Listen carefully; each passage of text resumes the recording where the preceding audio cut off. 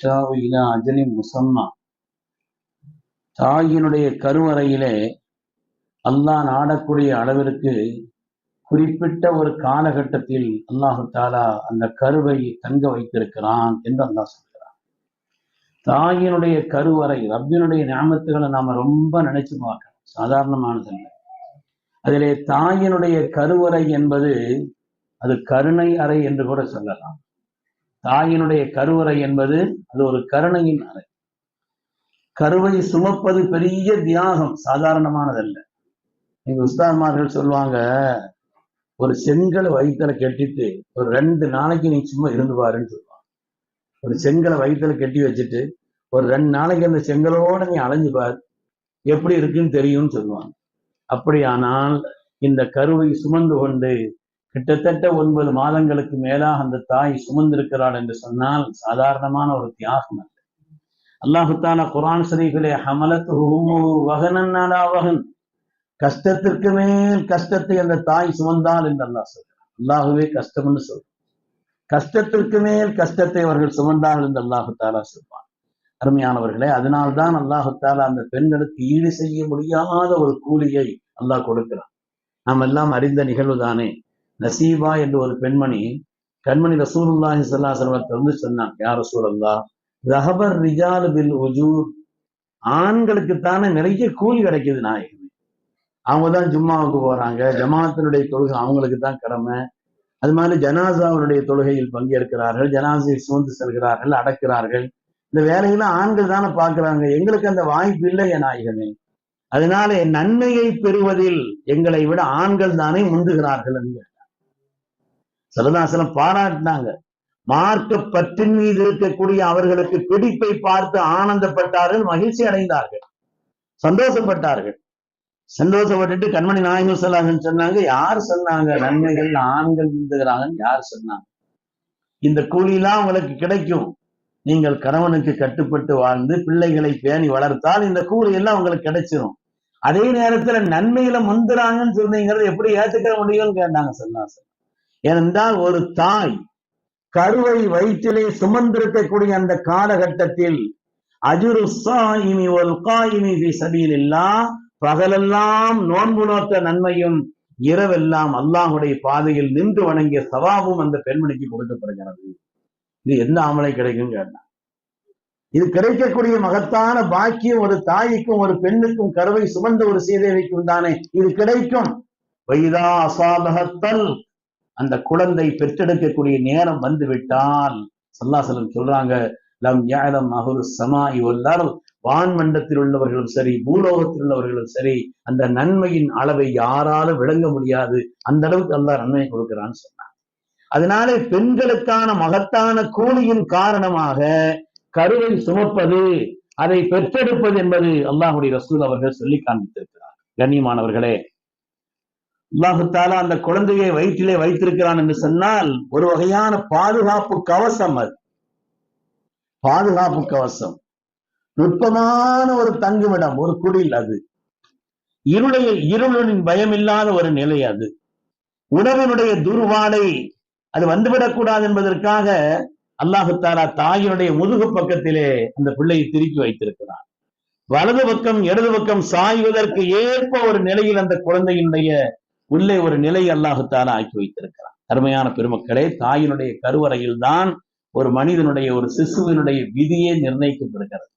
அவனுடைய ஆயுள், அதே போல் அவனுடைய ரிஸ்க், அவனுடைய உயர் நடத்தைகள் எல்லாவற்றையும் அல்லாஹு தஆலா அங்கேதான் நிர்ணயிக்கிறான்.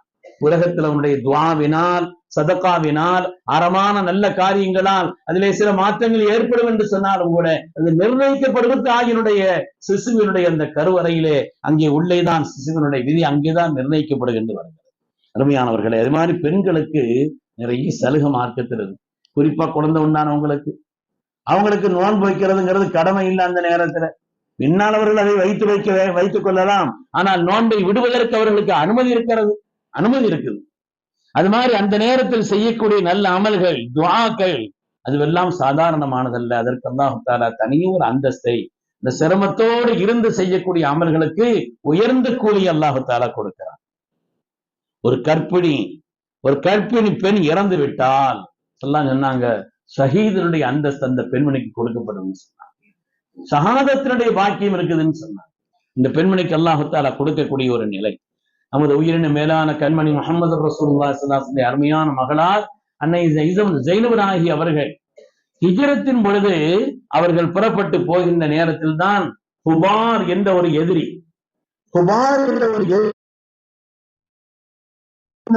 ஒரு நிலையில் ஆயத்தமான பொழுது அன்னை ஜைனப் ரலியல்லாஹு தஆலா அன்ஹா அவர்கள் தாங்கள் பயணம் செய்த ஒட்டகத்திலிருந்து கீழே விழுந்து விட்டார்கள். கீழே விழுந்து அவருடைய கரு கலைந்து விட்டது என்று பார்க்கிறோம். அவர்களுடைய உயிருக்கே ஆபத்து ஏற்பட்டது கூட அதுதான் காரணம் என்று பெருமக்கள் சொல்வார்.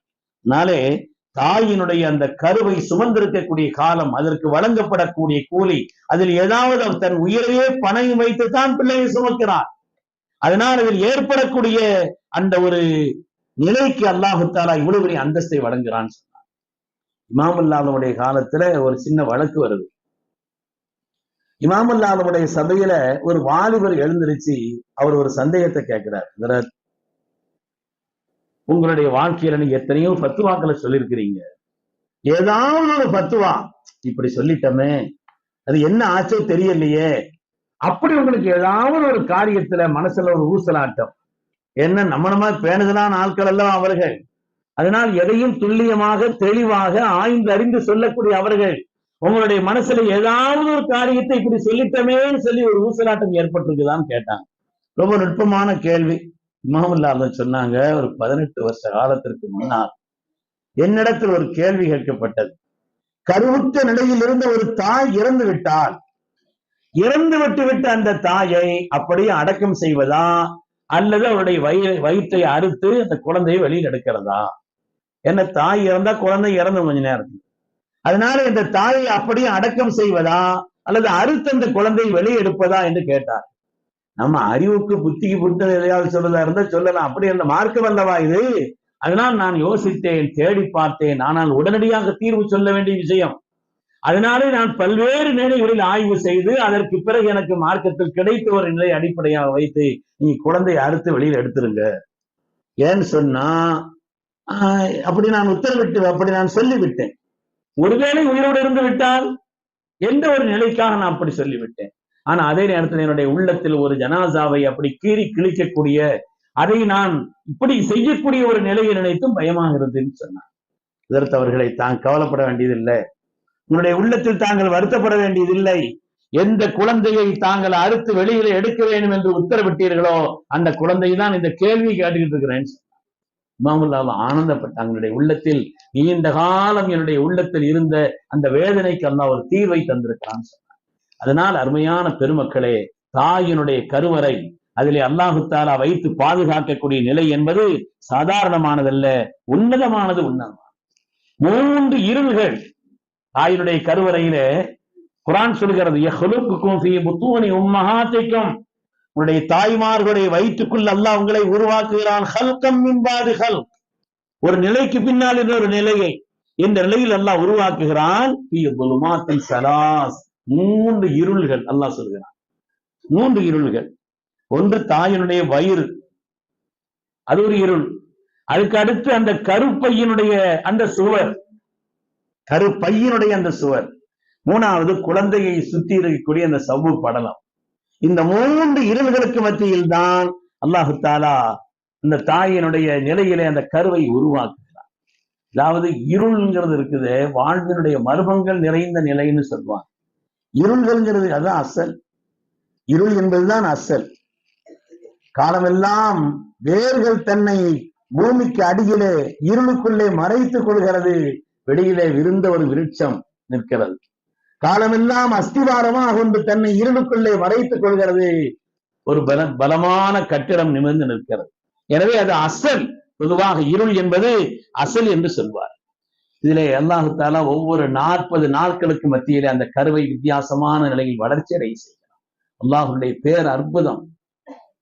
தக்கலையினுடைய தவஜானி பீர்முதப்பா அவர்கள் அழகாக சொல்வார்கள், அற்பஜலம் அக்கினியால் அழியாமல் காவல் செய்து கற்பமதில் வைத்துருவாய் கலந்ததன்பின் தாரணியில் ஆக்கி என்னை தான் வளர்த்து காத்த ஒரு காரணனே நீ எனக்கு காப்பு என்று சொல்வார். அல்லாஹுவை புகழ்ந்து அவர்கள் வரக்கூடிய அந்த படலத்திலே சொல்லி வரும் பொழுது அற்ப ஜலம் அக்கினியால் அழியாமல் காவல் செய்து, ரொம்ப அற்பமான ஒரு தண்ணீர் தானே, அதை கொண்டுதானே தொடக்கம். அற்பமதில் வைத்துருவாய் கலந்ததன்பின் தாரணையில் என்னை ஆக்கி ஒரு தான் வளர்த்து காத்தவருடைய காரணனே நீ எனக்கு காப்பு என்று அல்லாஹ்விடத்தில் பாதுகாப்பு கேட்பார். அதனாலே சாதாரணமான ஒன்று அல்ல. குழந்தையை உருவாக்குவதும் வயிற்றில் அல்லாஹு தஆலா வளர்ச்சி அடைய செய்வதும் என்பது உன்னதமான ஒரு மகா பாக்கியம். அதனாலே குழந்தை பாக்கியம் என்பது மகத்தானது. யாருக்காவது கல்யாணம் முடிச்சு குழந்தை இல்லைன்னு சொன்னா அல்லாஹ் தாமதமா தருவான், நம்ம கேட்டுக்கிட்டே இருக்கணும், அவ்வளவுதான். அல்லாஹ் நாடினால் எப்பொழுது வேண்டுமானாலும் தரலாம். எத்தனையோ பேர் நடைமுறை வாழ்க்கையில நம்ம பார்க்கிறோம், 10 வருஷம் 15 வருஷம் குழந்தை இல்லாம இருக்கிறாங்க, அப்புறம் குழந்தை உருவாகுதா இல்லையா? ஜங்ஷன் பள்ளியில் இப்ராஹிம் ஒரு ஆள் இருந்தா, சாதிலேசி பையன், 17 வருஷம் குழந்தை இல்லை. அதுக்கு பிறகு அல்லாஹ் தஆலா அவங்களுக்கு வரிசையா மக்களை கொடுத்தான். என்ன 17 வருஷம் இல்லாத பலமா அப்புறம் வந்துருச்சு, உடம்புல 17 வருஷம் இல்லாத பலமும் வலிமையுமா அப்புறம் வந்துருச்சு. அல்லாஹ் எப்படி நாடுறான்னு அப்ப கொடுப்பான். குழந்தை இல்லாதவர்களை பார்த்து நாம் அலட்சியமாக பேசுவதோ, அவர்களை நாம் துச்சமான வார்த்தைகளை கொண்டு மனது வேதனைப்படுத்துவதோ கூடாது. ஆனா அவங்க துவா செய்துக்கிட்டே இருக்கணும். ரப்பி ஹப்லி மினஸ் சாலிஹீன், அல்லாஹ் எனக்கு சாலிஹான குழந்தை நீ சன்மானமாக தா ரப்பே என்று அவங்க அல்லாஹ் இடத்துல துவா செய்ய. ஒரு நுட்பத்தை எழுதுறாங்க, குழந்தை இல்லாதவங்க ரமலானுடைய இந்த இரவுகள்ல வீடு கூடணுமா. ரமலானுடைய இந்த இரவுகள்ல, பகல்ல ஹராமாச்சு, இரவு காலங்களிலே தன்னுடைய மனைவியோடு சேரக்கூடிய நிலையிலே குர்ஆனுடைய ஒரு ஆயத்தை கொண்டு சொல்கிறார். குர்ஆன் ஷரீஃபிலே அல்லாஹ் தஆலா ஒரு ஆயத்தில் சொல்கிறான், வஹில்ல லக்கும் லைலத்து ஸியாமி ரஃபஸு இலா நிசாஇக்கும், இரவு காலங்களில் உங்களுடைய மனைவி இடத்திலே வீடு கூடுவது என்பது உங்களுக்கு ஹலாலாக்கப்பட்டிருக்கிறது. அல்லாஹ் சொல்கிறான், உங்களுக்கு ஹலாலாக்கப்பட்டிருக்கிறது. அதுல சொல்லி வரும்பொழுது அல்லாஹ் சொல்கிறான், ஃபல்ஆன பாஷிருஹுன்ன, உங்களுடைய மனைவியிடத்தில் நீங்கள் வீடு சேருங்கள், வபுத்தகு மா கதபல்லாஹு லக்கும், அல்லாஹ் உங்களுக்கு விதிச்சதை ரப்பிட்ட கேளுங்க. அல்லாஹ் சொல்றான், மா கதபல்லாஹு லக்கும், அல்லாஹ் உங்களுக்கு விதித்ததை கேளுங்கள் என்று சொன்னால் சாலிஹான குழந்தை பாக்கியத்தை கேளுங்க. அதனால ரமலானுடைய இரவு காலகட்டத்திலே வீடு சேருவதும் கூட என்னங்க நோம்புல போய் வாயில் அடிக்கிற விஷயம் அல்ல. பகல்லதான் ஹராமே தவிர ராத்திரில மார்க்கம் அனுமதித்த ஒரு காரியம்தான். குழந்தை இல்லாதவர்கள் குறிப்பாக இந்த காலகட்டத்திலே அவர்கள் வீடு சேர்ந்த ரப்பிடத்தில் துவா செய்யும் பொழுது அதற்கான வாய்ப்பை அல்லாஹ் கொடுக்கிறான்னு சொல்றான். அது மாதிரி சூரத்துல் ஹஷ்ருடைய கடைசி 3 ஆயத்துகளை ஓதி கணவன் மனைவியும் பால்ல ஊதி குடிக்கிறது, அது குழந்தையினுடைய ஹுவல்லாஹுல்லதி லா இலாஹ இல்லா ஹு அல்லாஹ் ஆரம்பிக்கும். அதுல அல்லாஹு தஆலா சொல்கிறான், ஹாலிக், அவன்தான் படைப்பவன், அல் பாரி உருவாக்குபவன், அல் முஸவ்விர் தோற்றம் கொடுப்பவன். அல்லாஹ்வுடைய திருநாமங்கள்ல வருது இல்லையாங்க, ஹுவல்லாஹுல் ஹாலிகுல் பாரியுல் முஸவ்விர். அல்லாஹ் தான் படைக்கிறான், அவன் தான் உருவாக்குகிறான், அவன் தான் உருவம் கொடுக்கிறான் என்று அல்லாஹ்வுடைய விசேஷமான தன்மைகளை கொண்ட அவனுடைய அஸ்மா உஸ்னா இதுல வருகிற காரணத்தினாலே அவைகளை ஓதியும் நாம் பால் அருந்தி 2 பேருக்கும் சேர்த்த சீக்கிரமாக அதற்கான வாய்ப்பு அல்லாஹ் கொடுக்கிறான் என்று பெருமக்கள் சொல்வார். அதனால குழந்தை இல்லாதவங்களை சங்கடப்படுத்தக்கூடாது. அவங்கள கேள்வியா கேட்டு, அப்படியா இன்னுமா இத்தனை வருஷமா அவன் உங்களுக்கு தானே கல்யாணம் பண்ணிட்டான், இன்னும் இப்படி இருக்கேன்னா அப்படி இருக்கேன்னான்னு சொல்லிட்டு அவங்கள்ட்ட அப்படி ஒரு மனசு சங்கடப்படக்கூடிய வார்த்தைகளை எல்லாம் உங்களிடத்தில் கேட்கக்கூடாது. அருமையானவர்களே, இன்றைய காலகட்டத்திலே இந்த டெஸ்ட் டியூப் பேபிக்கிறாங்க இல்லையா, அது கூட சில நிபந்தனைகளோட மார்க்கம் அனுமதிக்கிறது. ஒரு காலகட்டத்தை தாண்டுது, அவங்களுக்கு குழந்தை இல்லாம இருக்குதுன்னு சொன்ன அந்த நேரத்துல கணவனுடைய விந்தணுவை எடுத்து பெண்மணியினுடைய சினை முட்டையோடு சேர்த்து, அது மாதிரி இந்த டெஸ்ட் டியூப் பேபி அப்படிங்கிற ஒரு நிலை இருக்குது இல்லையா, அதை உருவாக்குவதற்கு மார்க்கம் அனுமதிக்கிறது. ஆனால் முக்கியமான நிபந்தனை என்னன்னு சொன்னா, கணவனுடைய விந்தணுவை எடுத்து மட்டுமே அதற்கு அனுமதி, அதற்குண்டான நிபந்தனைகள் இருக்கிறது என்று சொன்னாலும் கணவனுடைய விந்தணுவை கொண்டு மாத்திரம்தான் அதை உருவாக்க முடியும். ஒருவேளை சாத்தியம் இல்லாம இருக்குதுன்னு சொன்னா ஒரு தத்தெடுத்து வளர்க்கலாம், மார்க்கம் சொல்கிறது. தத்தெடுத்து வளர்த்தா 2 பேருக்குமே, குழந்தை இல்லைன்னு சொன்னாலே பெண்களை மட்டும் சுட்டி சொல்லக்கூடாது, 2 பேருக்கு உண்டான நிலையும் இருக்கலாம். அதனால தத்தெடுத்து வளர்ப்பது 2 தரப்பிற்கும் ஒரு ஆறுதல் தரக்கூடியதாக அமைந்திருக்கிறது. இன்னும் சொல்ல போனால் நமது உயிரினும் மேலான கண்மணி முஹம்மது ரசூலுல்லாஹி ஸல்லல்லாஹு அலைஹி வஸல்லம் அவங்க ஸைத் இப்னு ஹாரிஸாவை தத்தெடுத்தாங்க. குர்ஆன் ஷரீஃபிலேயே பெயர் சொல்லப்பட்ட ஒரே சஹாபி ஸைத் ரலியல்லாஹு மாத்திரம்தான். யார் அந்த ஸைத் சொன்னா ஸல்லல்லாஹு அலைஹி வஸல்லம் அவர்களால் தத்தெடுத்து வளர்க்கப்பட்ட ஒரு குழந்தை அவர். அதனால தத்தெடுத்து வளர்ப்பது என்று ஸல்லல்லாஹு அலைஹி வஸல்லம் அவர்களே எடுத்த காரணத்தினால் அல்லாஹ் தஆலா அதற்கு ஒரு மரியாதை கொடுத்து குர்ஆன் ஷரீஃபிலே சொல்லியிருக்கிறான் என்று சொன்னால், அப்படி ஒரு நிர்பந்தமான நிலை இருக்குதுன்னு சொன்னா அப்படி தத்தெடுத்து வளர்ப்பது ஒன்றும் தவறில்லை என்பதை மார்க்கம் நமக்கு சொல்லி காண்பித்தார். அவங்க பல நிலைகள்ல ஆறுதல் அடைய வேண்டும். நம்முடைய தாய் அன்னை ஆயிஷா ரலியல்லாஹு தஆலா அன்ஹா அவங்களுக்கு குழந்தை இல்லை. ஸல்லல்லாஹு அருமை மகளார் அன்னை உம்மு குல்சூம் ரலியல்லாஹு அன்ஹா அவங்களுக்கு பிள்ளை இல்லை. அதனால அல்லாஹ் நாடினால் கொடுக்கிறான், காலதாமதமா கொடுப்பான், துஆ செய்து கொண்டே இருக்க வேண்டும் நிராசை ஆகாமல். இப்படி ஒரு நிலை ஏறும்பொழுது கூட மார்க்கத்திலே அப்படி அனுமதி உண்டு என்பதையும் கவனத்தில் வைத்துக் கொள்ள வேண்டும். அருமையானவர்களே, அல்லாஹுடைய மகத்தான நிஅமத்துகளிலே அந்த கருவறையில் குறிப்பிட்ட காலகட்டம் வரை அல்லாஹு தஆலா தங்க வைத்து அதை உருவாக்குகிறான். ஒரு மினி தொழிற்சாலை. அதை ஆய்வு செய்தவங்க என்ன செய்யறாங்கன்னா, அங்க ஒரு மினி தொழிற்சாலையே நடக்கும். உள்ள உணவு எப்படி போகணும், எப்படிப்பட்ட ஒரு நிலைகள் சொல்லி அதை பற்றி ஆய்வு செய்பவர்கள் ஆச்சரியப்படுகிறார். அல்லாஹு தஆலா அவனுடைய குதிரத்தை விளங்கும் நசீபை தந்தருள்வானாக. தாய்மார்களின் அந்தஸ்தை அல்லாஹ் மென்மேலும் உயர்வாக்கி அருள்வானாக. அல்லாஹ் அவர்களுக்கு உயர்ந்த குணத்தையும் நல்ல கூலியும் வழங்கி அருள்வானாக. ஆமீன் ஆமீன் யா ரப்பல் ஆலமீன். வ ஆகிரு தாவானா அனில் ஹம்துலில்லாஹி ரப்பில் ஆலமீன்.